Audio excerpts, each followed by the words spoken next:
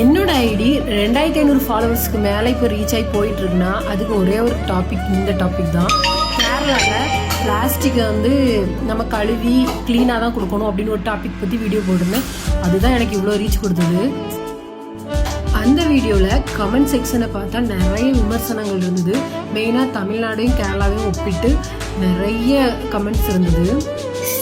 கேரளாவில் உள்ளவங்களே சில பேர் நான் வந்து ரொம்ப ஓவராக ஹைப் பண்ணி வீடியோ போட்டேன் அப்படின்னு நிறைய பேர் கமெண்ட்ஸ் பண்ணியிருந்தாங்க.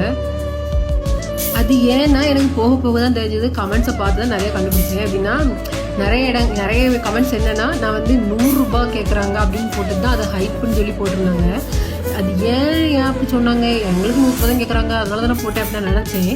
அது ஏன்னு அந்த கமெண்ட் செக்ஷனில் எப்படின்னா, ஒவ்வொரு இடத்த பொறுத்தவரை அமௌண்ட் மாறுது. சில இடங்கள்ல 50 ரூபா, 40 ரூபா, மெயினாக 60 ரூபா தான் நிறைய போடுறாங்க. 50, 60 இந்த மாதிரி தான் போடுறாங்க.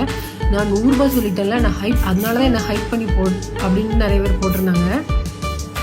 நகராட்சி மாநகராட்சிலாம் இருக்குதுல்ல, அதில் மாநகராட்சியில் 100 ரூபா அப்படின்னு போட்டிருந்தாங்க. நான் இருக்க இடம் மாநகராட்சி இடம். அதே போல் திருவனந்தபுரத்தில் நிறைய பேருமே போட்டிருந்தாங்க கமெண்ட் செக்ஷனில் 100 ரூபா தான் அப்படின்ட்டு. இதில் இன்னொன்று என்னென்னா, சில பேர் நான் ரொம்ப வருஷமாக கேரளாவில் தான் இருக்கிறேன், ஆனால் நீங்கள் சொல்கிறதே எனக்கு புதுசாக தெரியுது அப்படின்னு சொல்கிறாங்க. இதுதான் எனக்கு என்னன்னே தெரியல, ஆச்சரியமாக இருக்குது. எல்லா இடங்கள்லையுமே கம்மியாக 50 ரூபா, 100 ரூபா சேர்ந்து தான் ஹைப்புன்னு போடுறாங்க. சில பேர் பிளாஸ்டிக் எடுக்கிறாங்களே தெரியாதுன்னு சொல்கிறாங்க. அதான் ரொம்ப ஆச்சரியம்.